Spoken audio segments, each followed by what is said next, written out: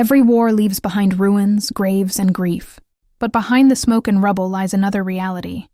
War is one of the most profitable businesses on Earth. For defense contractors, arms dealers, and financiers, conflict means contracts worth billions. For governments, it justifies budgets, consolidates power, and fuels entire industries. The paradox is chilling. While soldiers bleed and civilians flee, corporations post record earnings. During the Iraq and Afghanistan wars, companies like Halliburton and Lockheed Martin saw their revenues soar. The longer the conflicts dragged on, the higher their profits climbed. War became less about strategy and survival, and more about balance sheets and shareholder dividends. This is not a modern phenomenon. From medieval armorers supplying kings to industrialists profiting from World War II, war has always been a market. What's changed is the scale. In today's world, the U.S. alone spends over $800 billion a year on defense. Entire economies revolve around weapons manufacturing, logistics, and private military contracts. It's a system where destruction itself becomes the product.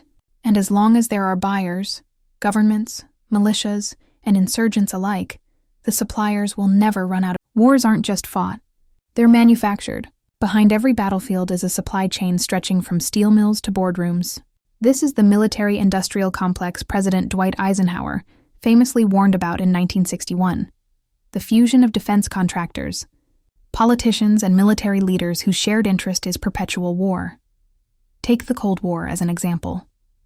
While the US and Soviet Union competed ideologically, weapons manufacturers quietly thrived. Each missile system, each new fighter jet, justified more budgets and bigger factories. Even when nuclear war didn't erupt, the industry prospered on the fear that it might. In the 21st century, this complex grew even stronger. After 9/11, the war on terror became a decades-long campaign, with no clear endpoint.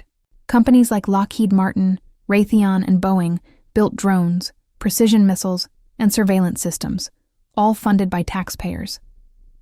Private contractors like Blackwater, later Academi, turned conflict zones into lucrative marketplaces, billing the government for security, logistics, and labor at staggering rates.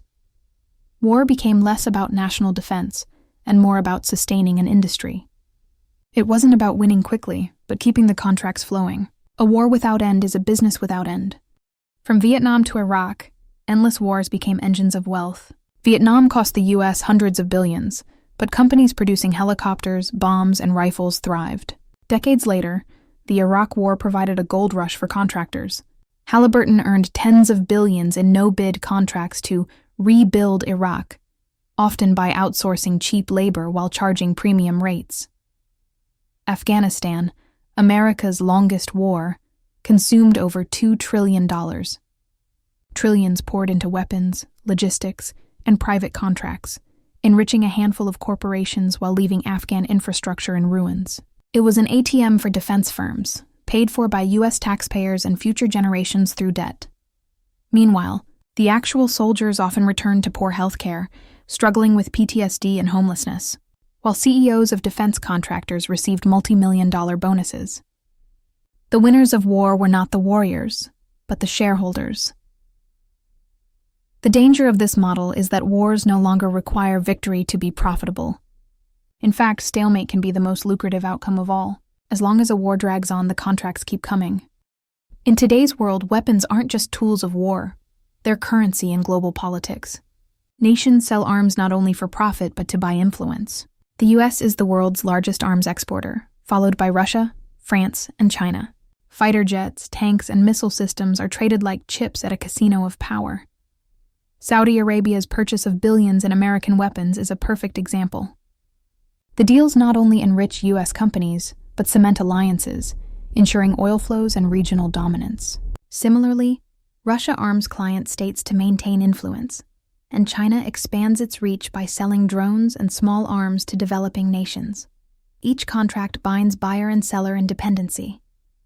A country that buys U.S. fighter jets must also buy spare parts, training, and maintenance, guaranteeing decades of revenue.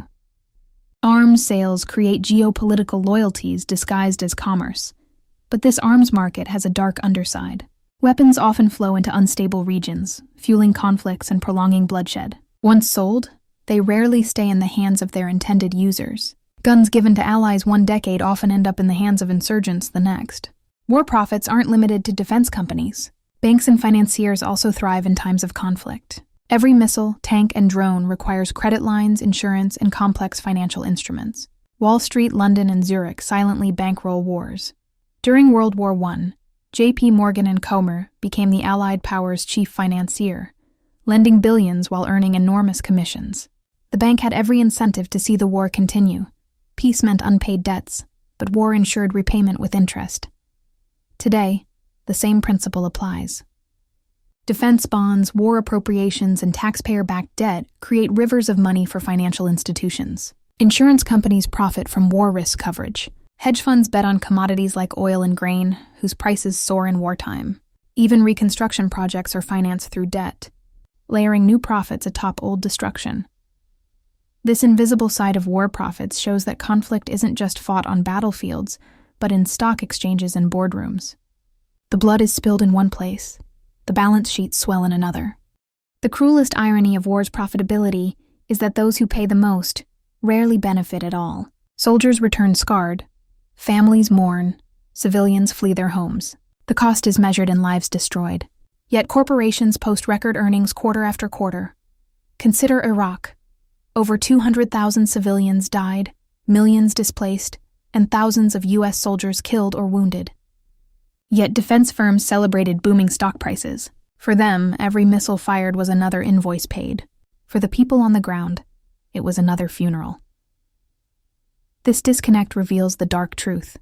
Modern war is not fought for victory, but for margins. The suffering of one group feeds the prosperity of another. As long as the victims remain voiceless, the cycle continues. But history teaches us that such imbalances eventually collapse. Empires have fallen not because they were defeated militarily, but because they hollowed themselves out financially and morally while enriching elites. The danger for today's world is repeating that same pattern. The question remains, if war is so profitable, can it ever end? History suggests that powerful interests rarely dismantle their own machines, but resistance is possible. Eisenhower's warning still echoes. Democracy must guard against the unchecked power of the military-industrial complex.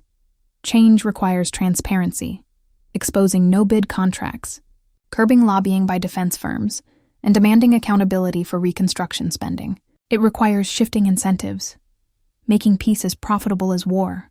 Renewable energy, infrastructure, and healthcare could employ millions without bloodshed, but they lack the entrenched lobbying networks of the arms industry.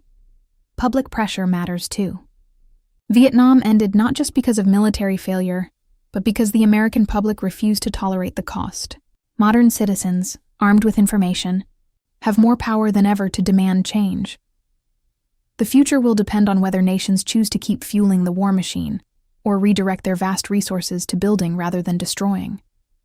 The stakes are enormous. A world where conflict remains the most profitable business is a world doomed to endless suffering. But a shift in priorities could break the cycle. It comes down to a choice: profit from blood or prosperity from peace.